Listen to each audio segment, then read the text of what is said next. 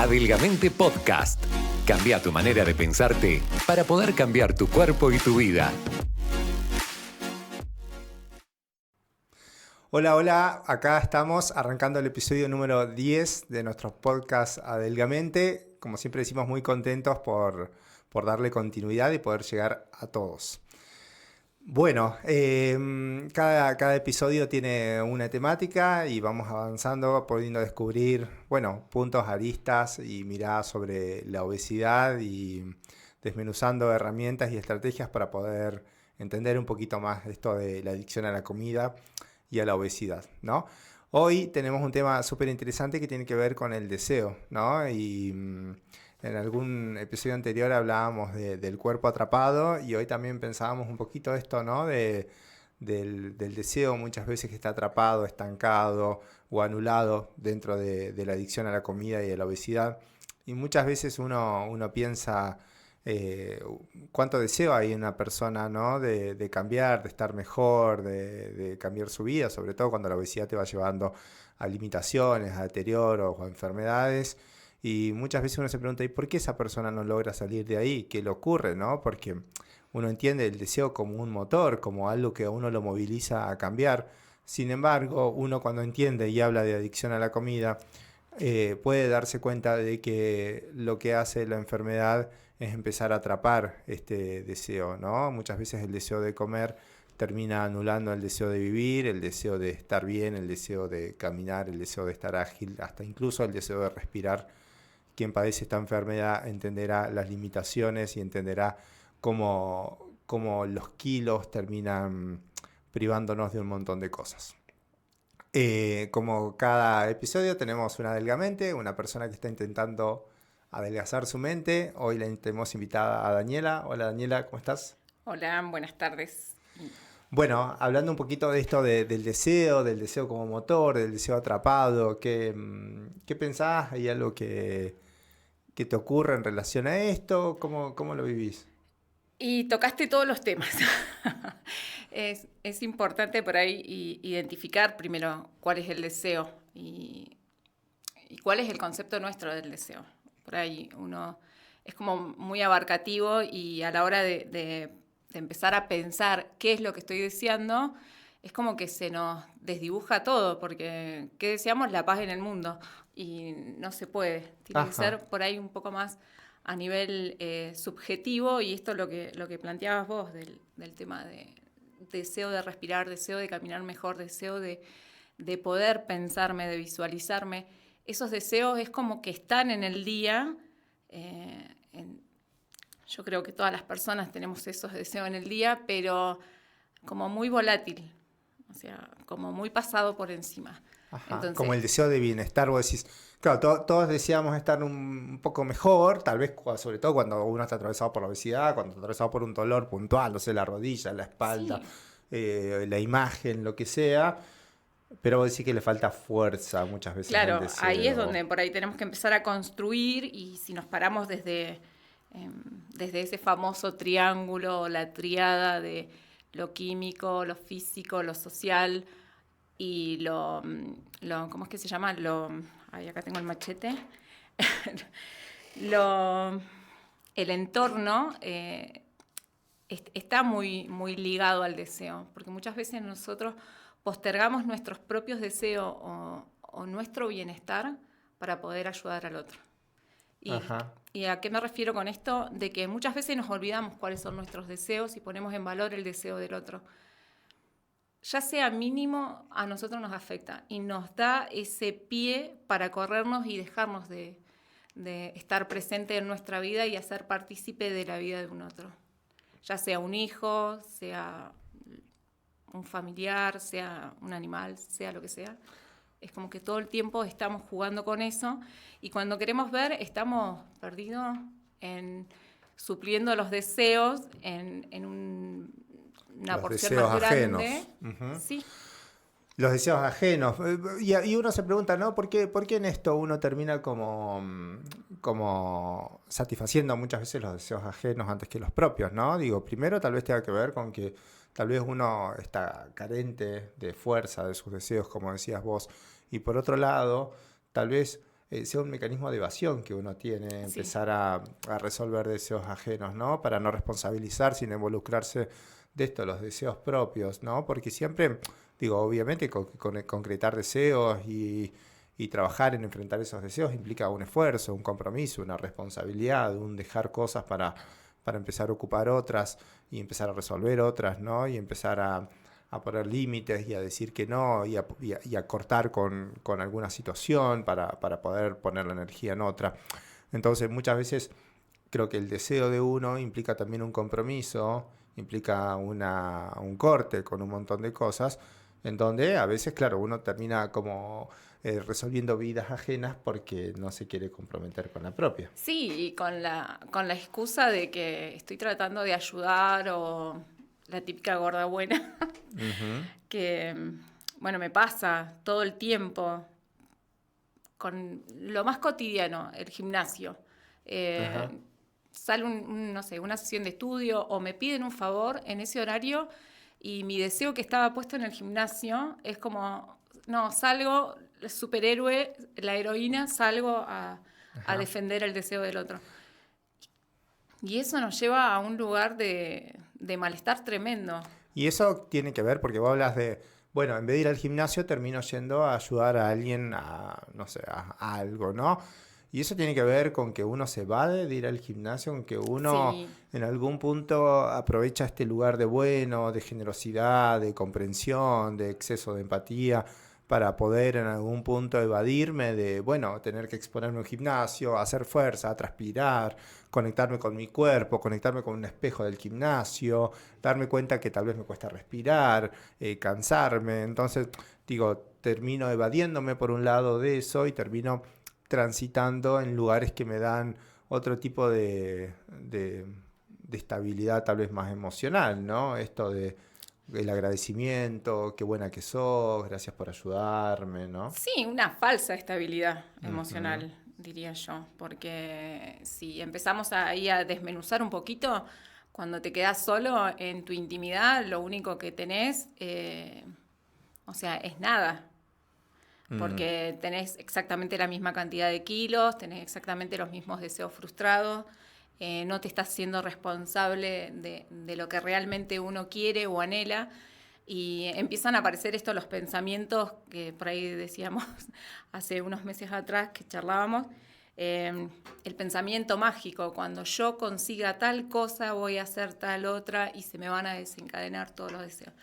Y sin embargo, los deseos, como los sueños, se laburan, se luchan, se trabajan. Se le pone energía, se pone lo mejor, ¿no? Sí, y esto también de lo entrampado que uno y lo frustrado, porque cuando uno habla de deseo también habla de frustración, ¿no? Al no poder concretar esos deseos. Entonces todas las trampas que tiene el deseo, porque muchas veces terminamos como poniendo el mínimo esfuerzo, o a veces nos terminamos evadiendo y después terminamos, como decías vos, o enojados o frustrados porque no pude concretar ese deseo. No sé, me propongo ir al gimnasio todos los días y después frente al mínimo distracción no terminó y después me enojo. ¿Por qué no fui al gimnasio? ¿Por qué me fallé? Claro. ¿No? Y tal vez uno tenga que darse cuenta de lo evasivo, de cómo se esconde, de cómo la mente te termina como alejando de esos lugares en donde no estás habituado, tal vez, ¿no? También es importante esto de construir el hábito para poder empezar a transitar con más facilidad algunos lugares que tal vez por momentos uno los veía tan lejanos. Sí, incluso la facilidad esa de la que hablas la podemos ir trabajando con empezar a valorar las cosas que se van haciendo. Porque más allá de que uno lo piensa como deseo, como algo así muy importante, pero son pequeños pasos que se van haciendo atrás para concretar ese deseo. Desde, bueno, nos convoca el tema de la alimentación, desde levantarte temprano, dormir las 8 horas, hacer los 2,5 litros de agua, seguir los pasos de los almuerzos, de las cenas, de las meriendas. O sea, son un montón de decisiones que van llevando a un deseo.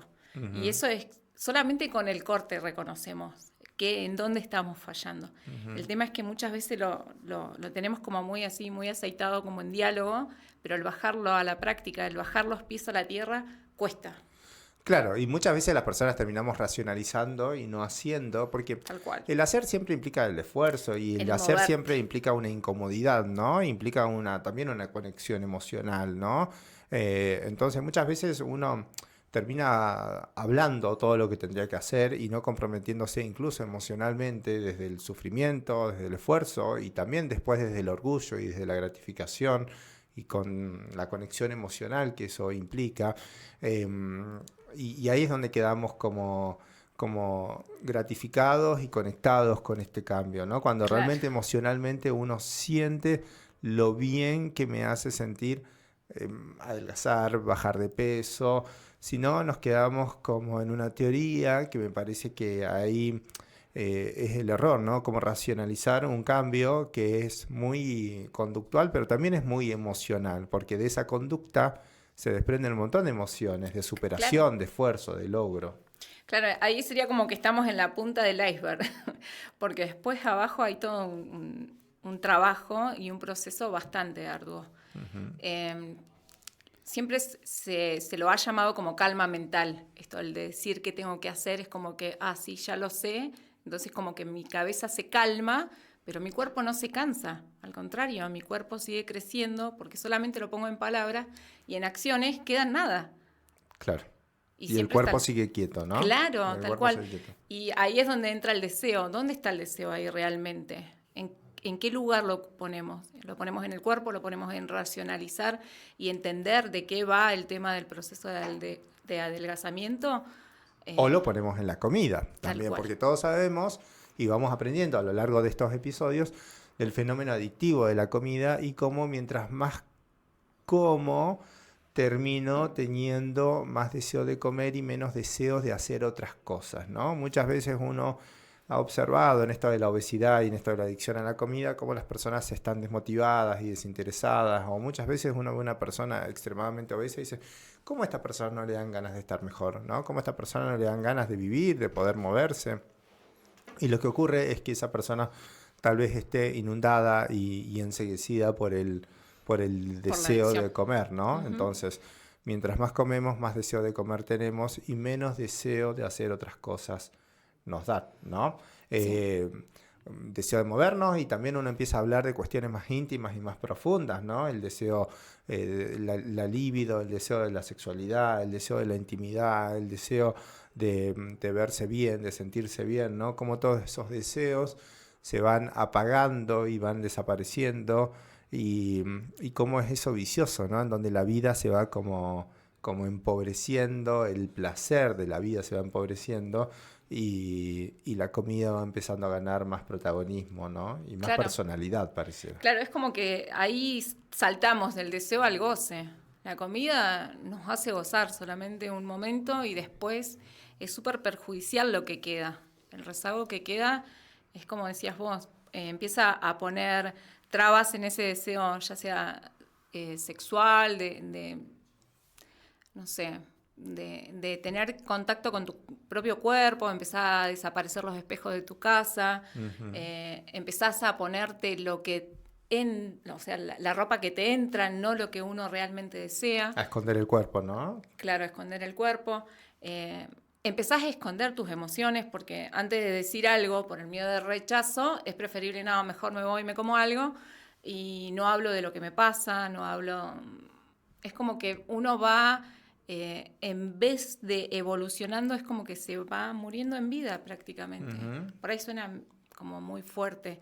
Pero es la adicción. La adicción siempre te va a llevar a un lugar de soledad, de tristeza y como decir, cuando uno habla de muere en vida, no es que uno se muere, sino que se mueren cosas de uno, ¿no? Claro, que estaban porque... viviendo, como el entusiasmo, como las ganas, como la felicidad, como lo social, como la agilidad, digo, todo eso empieza a morir y de ahí se desprende la idea, se muere en vida porque hay partes de uno que empiezan a morirse. Sí, tanto en el ámbito sexual como el apaga las luces, no quiero que me veas o vamos corriéndonos y después terminás postergando y preferís quedarte, no sé, quedarte comiendo algo que estar generando un momento de intimidad o lo que sea.